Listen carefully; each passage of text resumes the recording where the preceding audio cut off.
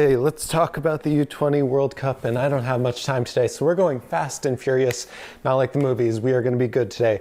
All right, the US U20 team in the World Cup Group B has played 3 games. They've won all 9 points. They've scored 6 goals, given up 0. Today, let's talk about the stock up, stock down of these players. And at the end, I'm going to give you 2 players that are somewhat enigmas, players that don't necessarily fit in the winners and losers of this U20 team. So let's get started. First stock is Brandon Craig, the center back from Philadelphia. He gives you so much confidence in the back line. I think he's someone that really has stepped up into this team, that has showed his qualities and the ability to play at the senior level. The way that he is able to give you confidence and stability in the back while still having a range of passing. I mean, the balls that he just sprays to cross field and opens up our attack, it's so valuable to have that type of defender on a back line. And he's been good in defense as well, which you can't ask for much more from a center back. So Brandon Craig is my first stock up of this U20 team. The second player here in stock up is Obed Vargas, someone that has been so consistent in the center of the pitch, a player that's playing a cycle up. He's only 16 right now. Obed Vargas in the middle of the pitch has shown a great competence, and that's really all you can ask for from a center midfielder that is looking to bring the defense to attack. Now on the other side of the ball, he's showed great awareness in his positioning and the ability to be in the right place to break up the counterattack from the other teams. Along with all of that and his defensive soundness in the middle of the pitch, he was able to show some of the attacking prowess against Slovakia, having some incisive passes, and he hit a rocket. Unfortunately, it was right at the Slovakian keeper, but from 30 yards out, to have the confidence and the ability to keep it low under the bar and on target, that was great to see. All right, my last and final stock up, although I have to say this team has played really well, and even the players that are stocked down, it's not necessarily that they played poorly, but it's that they were showing a little bit less than what the rest of the team was showing. So the last stock up that I want to highlight is Wiley. I mean, this is what you want to see from a player that is standing out already with senior minutes in Major League Soccer. For the ability to come into a youth tournament like this, the U20 team, and show that he's dominant on the field. And every time he's been on the pitch so far for the US, I feel like he's been dominant. And that's what you want to see from this team for the players that are kind of locked into those senior minutes in Major League Soccer.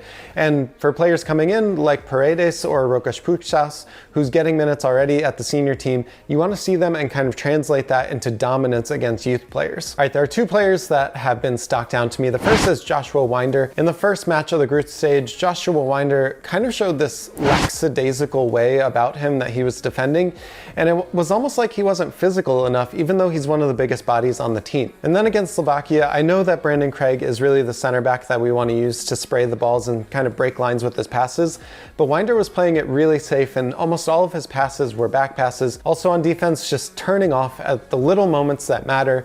That's what I want to see Joshua Winder improve. Again, it's not to say that he's playing poorly, it's just that he's not reaching the level that I see with the rest of the team. The last player that has stocked down for me is Wolf, the attacking wide player.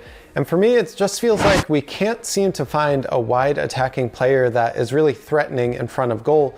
But for Wolf especially, you can tell that his abilities are best utilized in those quick triangles and the quick passing, maybe some of the counter-attacking that we might do against a better team.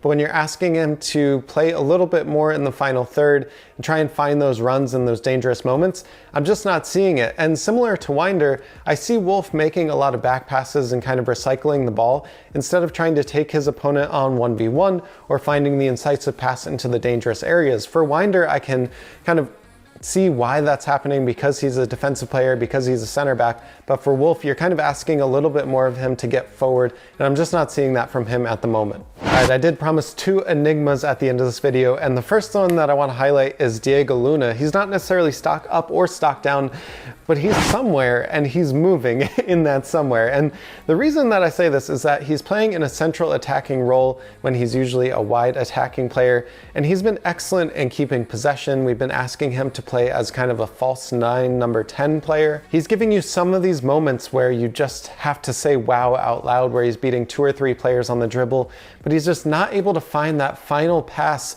And if we had this player that is able to find that final pass, or the next player that I'm about to talk about after Diego Luna, make the right passes at the right time, the 6 goals that we scored in this group stage could have been 10 or 11 easily. I also want to say Diego Luna has hit the post multiple times throughout the group stage, so we could be having a much different conversation if Diego Luna is able to put those on frame.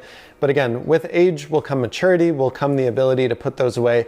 And I like what I see from Luna right now. It's just that he's not able to find that final pass, that final ball, or that final shot to really get him into that upper tier of US youth players. Now I am putting him closer to the stock up portion than I am for this next player that I want to talk about. The last enigma on this list is Cade Cowell. I mean, this guy, Cade Cowell, the San Jose Earthquakes attacking player, he's just a menace, and being on the field means that the US is going to get more goals with him on the pitch than off of it.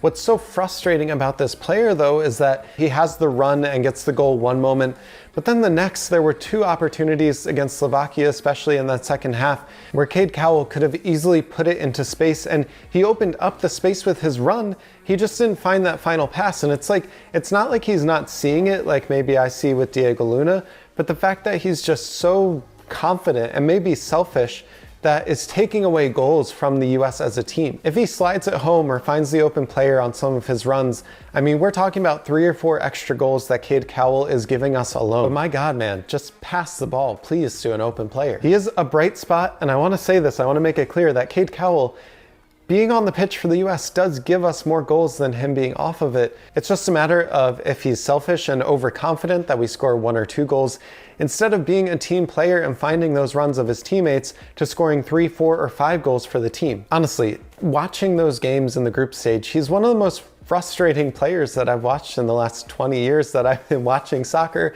And I think a lot of people that are following his career are saying the same. He's been a professional for 4 years already at San Jose Earthquakes, hasn't found a goal yet in Major League Soccer yet this season.